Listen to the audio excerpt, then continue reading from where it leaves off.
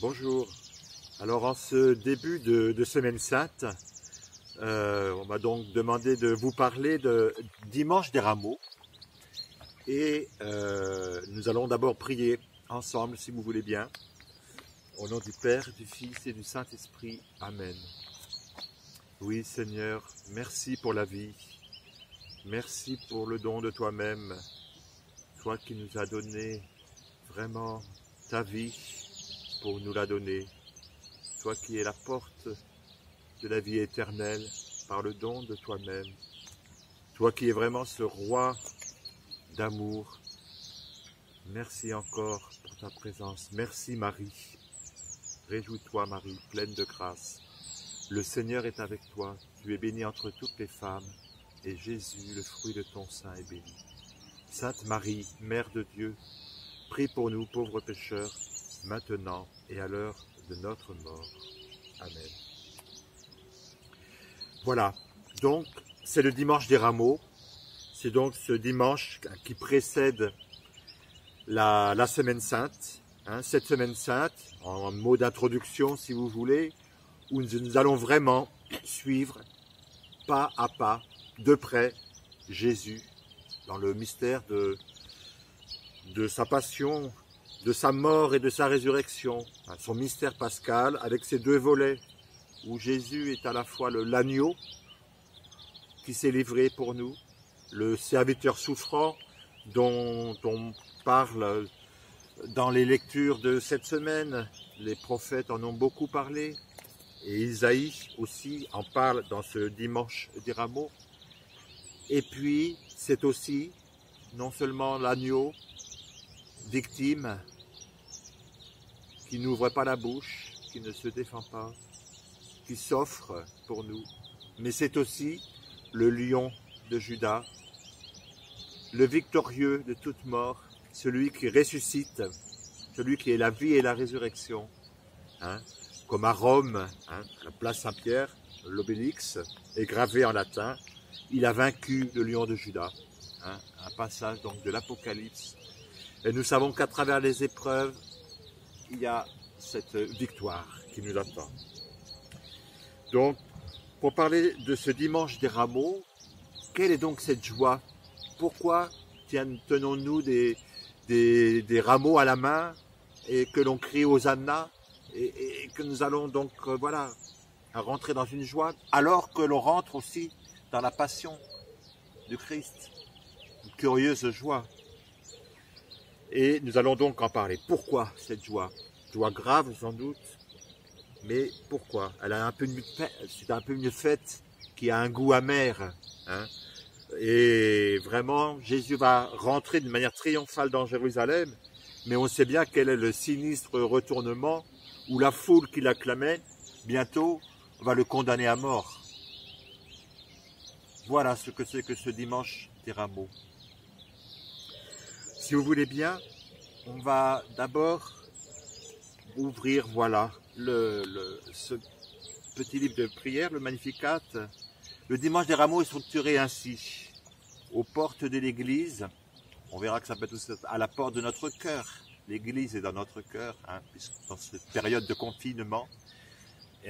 Aux portes de l'église, l'évangile de Saint Matthieu sera lu avec un rappel où Jésus envoie ses deux disciples chercher un petit âne, fils d'une ânesse, à Bethphagée, un village qui s'appelle Bethphagée. Et puis, donc, on voit aussi comment Jésus rentre triomphalement et on va étendre les manteaux. Les gens vont étendre leurs manteaux sur le chemin de Jésus. La foule va acclamer Jésus, Hosanna, fils de David. Voilà. Donc ça, c'est vraiment l'évangile de Saint Matthieu. Ensuite, dans l'église même, il y aura la messe de la Passion, avec une magnifique antienne dont je vous parlerai tout à l'heure. La première lecture qui est le prophète Isaïe, qui décrit vraiment ce serviteur souffrant dont je vous parlais. On en parlera tout à l'heure. Le psaume 21, qui poursuit la description vraiment de cette humiliation que Jésus a vécu, hein, qui sera bafoué, hein, on ricanera, on hochera la tête devant lui, hein, ce roi sera un roi, voilà, humilié, un roi d'amour humilié. Donc ce psaume, et ensuite, eh bien, la lecture de la lettre de Saint Paul aux Philippiens. Vraiment ce passage, hein, Philippiens 2,6, où il est écrit que Jésus ne retint pas le rang qu'il égalait à Dieu, mais il s'est fait homme, et non seulement homme, hein, il s'abaissa, il s'anéantissa, et il s'abaissa, et sur la mort, jusqu'à la mort sur une croix, hein, la mort qui était réservée aux esclaves, aux criminels. Voilà. Et ensuite, l'évangile, eh bien, c'est la passion de Jésus-Christ selon saint Matthieu, donc toute la passion. Voilà un petit peu la structure de ce dimanche des Rameaux. Maintenant, si vous voulez, eh bien, nous allons peut-être dans une première partie voir un peu quelle est la signification de cette fête, ce que Jésus vit, les symboles qu'on y trouve, les références bibliques que l'on y trouve, les références aussi à la tradition juive. Et ensuite, nous verrons ce que cela apporte pour nous aujourd'hui. Voilà. Alors, dans cette première partie, Jésus est acclamé. Il est acclamé comme un roi. Hein. Donc cette entrée vraiment triomphale à Jérusalem a lieu 6 jours avant la Pâque juive, 4 jours avant l'arrestation de Jésus et le début de sa passion. Hein. Et il y a une foule. Pourquoi cette foule? Eh bien, Jésus, évidemment, était connu, et en fait, il arrive par l'Est. Si l'Ouest est ici, l'Est est là, Jérusalem est là, Jésus va arriver par l'Est, par le Levant. Hein. Il y a Béthanie, Bethphagée, là où les disciples vont chercher un âne, Jérusalem, Est. Il entre par Jérusalem Est. Hein. Bethphagée, Jérusalem Est. Et en fait, Béthanie, donc, eh bien, à Béthanie, qu'est-ce qui s'est passé? Il a ressuscité Lazare. Un miracle, beaucoup de foules, beaucoup de témoins, et des gens donc qui vont devenir croyants, ou en tout cas qui seront curieux, qui vont l'entourer, qui vont l'acclamer, et qui le suivent justement dans son entrée triomphale. Hein. Mais c'est là que l'étau va se resserrer, c'est tout l'évangile de Saint Jean. À partir de ce miracle, là Jésus vraiment, les autorités décident de condamner Jésus. Hein. Là l'étau va se resserrer progressivement jusqu'à la mort, hein, la condamnation de Jésus et sa mort sur la croix. Voilà, donc cette foule, vous voyez, l'accompagne, et on acclame un roi Messie. Hein. On acclame Hosanna, fils de David. David est un roi Messie qui a reçu l'onction. Messie, Mashiach, le Christ, c'est-à-dire le oint, celui qui a reçu l'onction. Hein. Et donc, on acclame Jésus comme un roi qui a reçu l'onction, hein, de Dieu, et qui arrive, et on va donc lui jeter, la foule jette ses vêtements sur son chemin. C'est une référence au second livre des rois, 9-12, où Jéhu, qui aussi a reçu une onction, hein, une onction de la part de Jean qui était envoyée par le prophète Élisée, et Jérusalem et Israël allaient mal, et contre le roi Akab, en fait, Jéhu, fils de Josaphat, va devenir, hein, par l'onction, roi et Messie. Et quand il va arriver, la foule va se hâter et prendre chacun son vêtement pour le jeter à ses pieds en criant « Jéhu est roi ». Voilà.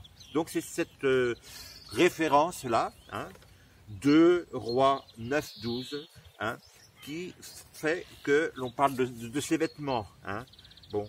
Et puis, des rameaux à la main, ces acclamations, Hosanna, c'est une référence en fait à la fête de Sukkot, ou la fête des cabanes, c'est-à-dire une fête en fait des récoltes, on appelle ça la fête des récoltes, qui a lieu en fait à l'automne, hein, pour les Juifs, mais qui est rapportée là ici, parce que, eh bien, il y a aussi ces récoltes de printemps, à la Pâque juive, hein, finalement. Et là, en tout cas, ces palmes à la main, eh bien, à Sukkot, il y avait cette tradition des 4 espèces, hein, c'est-à-dire des palmes de dattier, des branches de saule, du cédrat, c'est-à-dire du citron, et des branches de myrte, hein, qu'on rassemblait ensemble dans un bouquet, et on faisait le tour du mont, du temple, en acclamant Dieu et en lui disant Hosanna. Hosanna qui veut dire sauve donc, s'il te plaît, sauve, s'il te plaît, viens nous sauver, de grâce, sauve. Bon, Hosanna, c'était une supplication finalement au départ, hein, vous voyez, et progressivement c'est devenu une acclamation de joie, une proclamation, oui, de joie. Hosanna, hein, il nous a sauvés. Bon, mais au départ, c'était donc, vous voyez, dans cette fête de Sukkot, on invoquait autour du mont du temple et ensuite à la synagogue, avec ces bouquets, et dont les palmes, hein, de dattier, on acclamait le Seigneur, hein, et selon un rituel qu'on appelait les Hosannotes, hein, et le grand Hosanna, c'était le 7e jour de Sukkot, parce que la fête, en fait, des cabanes, cette fête des récoltes durait 7 jours. Voilà. Donc c'est un peu cette référence-là, bien sûr, qui est rappelée ici, et qui explique cette attitude de la foule. Maintenant, si vous voulez bien, nous allons voir, d'accord, c'est un roi, Messie, qui est acclamé, mais quelle est vraiment la royauté que Jésus, lui, est en train de vivre, est en train de nous montrer? Parce que, eh bien, il fait déjà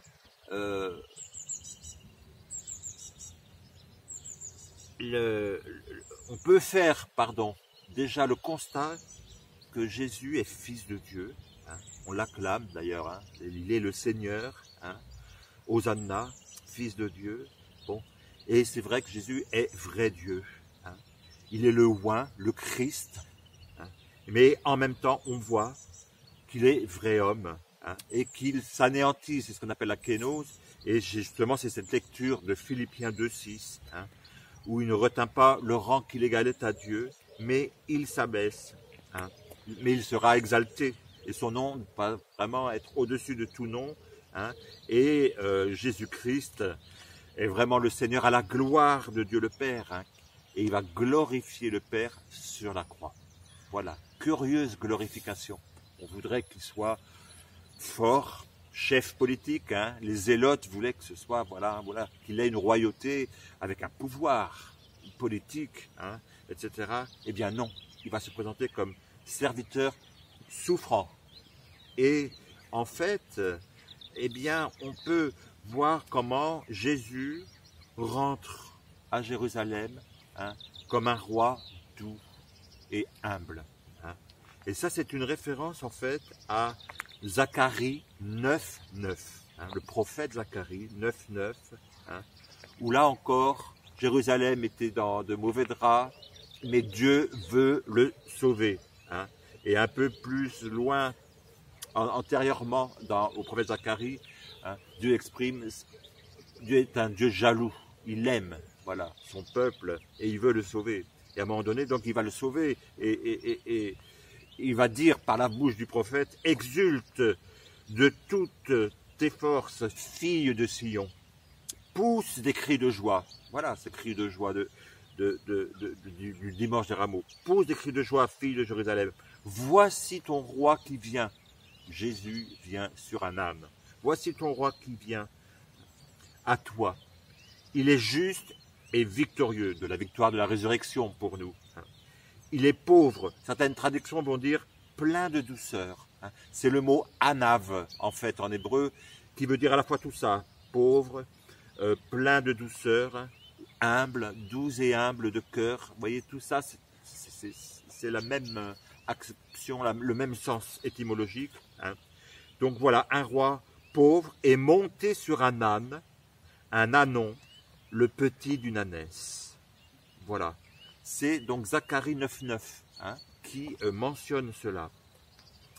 J'éprouve pour Sion un amour jaloux, hein, au chapitre 8 de Zacharie. Voilà. Donc, Jésus arrive, voilà, comme ce roi doux et humble de cœur. Hein. Lui qui dira, hein, dans Matthieu 11, 28, 30, Matthieu chapitre 11, les versets 28 à 30, Jésus qui dira, « Venez à moi, vous tous qui peinez sous le poids du fardeau. Prenez mon joug, devenez mes disciples, soyez doux et humbles de cœur et vous trouverez le repos. » Voilà. Jésus nous montre l'exemple. Il va prendre le fardeau sur lui. Hein. Ce joug, c'est le joug de la croix. Hein. Et on sait qu'un joug, c'est vraiment un instrument qu'on mettait sur le cou de deux bœufs qui tiraient la charrue, hein, deux bœufs. Et là, pour nous, eh bien, Jésus se met à côté de nous, hein, et tire. Et c'est lui donc vraiment qui nous aide. Hein. Donc vous voyez le symbolisme de l'âne aussi. Hein. Eh bien, l'âne est un animal de paix, hein, alors que le cheval est un animal de guerre. Et le roi, quand il s'approchait d'une ville sur un âne, eh bien, il n'était pas dangereux. Quand il s'approchait avec un cheval, c'est qu'il signait la guerre. Hein. Jésus vient et arrive comme prince de paix. Hein. Bethphagée maintenant, ce petit village, hein, eh bien, il est à 2000 coudées, hein, c'est-à-dire à peine 1 kilomètre. C'était la distance, hein, maximale le jour du Shabbat où on pouvait s'éloigner d'une ville ou approcher dans une ville. Hein. En ce temps de confinement, cela nous parle beaucoup, hein, ce kilomètre de déplacement. Et donc Jésus arrive par le Levant, hein, et ce Levant, en fait, il arrive par le mont des Oliviers. Ben là encore, c'est le prophète Zacharie, hein, qui va le prédire. Hein. Zacharie 14, chapitre 14, des versets 1 à 5. Hein. Voilà ce que dit Zacharie. « L'Éternel viendra combattre les nations. Il posera ses pieds sur le mont des Oliviers, près de Jérusalem, du côté du Levant. » Et donc, c'est toute la tradition juive, hein, qui s'appuie sur ce texte de Zacharie. Hein. Et c'est pour ça d'ailleurs qu'on voit un immense cimetière, hein, dans Jérusalem-Est, enfin sur ce mont des Oliviers, hein, parce que le Messie, Mashiach, hein, qui amènera la résurrection, hein, pour la résurrection des morts, hein, pour les Juifs, selon la tradition juive, passera en premier lieu par le mont des Oliviers avant d'entrer à Jérusalem. Et avant d'entrer dans la muraille côté est, il y a une porte qui est fermée actuellement, qui a été fermée par Saladin au XIIe siècle. Cette porte dorée, on l'appelle la porte dorée, c'est la plus ancienne, qui a été construite au VIe siècle avant Jésus-Christ. Hein. Et cette porte est appelée aussi la porte de la miséricorde. Je trouve ça très très beau. Hein. Et donc Jésus arrive par cette porte dorée, par cette porte de la miséricorde, hein, voilà, pour aller au mont du Temple. Hein, voilà. Mais sachons que la porte, eh bien c'est Jésus lui-même. Je suis la porte. Justement, dans le mystère de sa mort et de sa résurrection, il nous fait entrer, non pas dans la Jérusalem de cette terre, hein, mais dans la nouvelle Jérusalem, dans l'Église, dans le royaume de son amour. Hein. Terre et ciel, désormais, sont qu'un seul et même pays. Hein. Donc, il nous fait entrer. Et vraiment, à la porte de notre cœur aussi, hein, eh bien, nous trouvons le royaume, puisque nous sommes baptisés, plongés dans la mort et la résurrection du Christ. Voilà. Donc, si vous voulez, on peut arriver à peut-être ce second point. Pour nous, aujourd'hui, quelles sont les significations concrètes? Qu'est-ce que cela nous apporte? Comment vivre ce dimanche des Rameaux? Eh bien, pour nous, on peut dire que cette joie, vous voyez, est une joie grave, hein, une joie qui, en fait, est une action de grâce devant un Dieu qui n'est qu'amour et qui va se présenter comme roi d'amour et non pas retenant voilà, le rang qu'il égalait à Dieu et non pas retenant ses pouvoirs. Hein. Ne nous accusons pas non plus de notre versalité, puisque la foule qui l'acclamait va le tuer, mais lui, ben non, il va s'offrir, pas dans l'heure, ils ne savent pas ce qu'ils font. Hein. Donc voilà, Jésus ne se défend pas, il se livre. Il n'accuse pas, hein, mais il pardonne. Bon, hein. Il ne retient pas le rang qu'il égalait à Dieu, ni ses avoirs, ni son pouvoir. Il lâche prise et il va dire à son Père, hein, comme dans le psaume, « Père, délivre-moi. Père, je m'appuie sur toi. Hein » Ce psaume qui nous dit magnifiquement bien ce que Jésus peut vivre. Hein. Mais toi, Seigneur, ne sois pas loin. Ô ma force, viens vite à mon aide. Voilà ce que Jésus va dire. Hein. Voilà. Donc pour nous, vraiment, eh bien, nous sommes invités à vivre, hein, voilà, à ne pas nous appuyer sur nos propres forces, mais comme Jésus s'appuie sur son Père, nous, lorsque nous avons à traverser des choses difficiles, lorsque nous sommes devant des échecs, devant notre péché, devant aussi, nous sommes changeants, comme cette foule, hein, voilà, devant tout cela, eh bien, à ne pas nous accabler, mais nous dire, ben, Jésus, tu me sauves, tu es le Sauveur. Tu es la porte qui m'ouvre, hein, à la vie éternelle. Et tu es ce roi d'amour, hein, ce roi de gloire. Hein. Porte, levez vos frontons, dira l'antienne. Hein, élevez-vous, qu'il entre le roi de gloire. Hein, c'est le psaume 23 en fait. Hein. Et vraiment, c'est une porte de miséricorde, n'est que pardon. Nous avons nous aussi à être doux et humbles de cœur et à reconnaître peut-être notre péché, mais justement pour entrer dans la joie d'être sauvés. C'est ce que dit le psaume 50. Hein. Rends-nous la joie d'être sauvés. Et donc, du Hosanna, sauve donc, viens nous sauver, eh bien, ce Hosanna devient un tu nous sauves, merci Seigneur. Hein. Et je finirai par une évocation à ce très beau texte.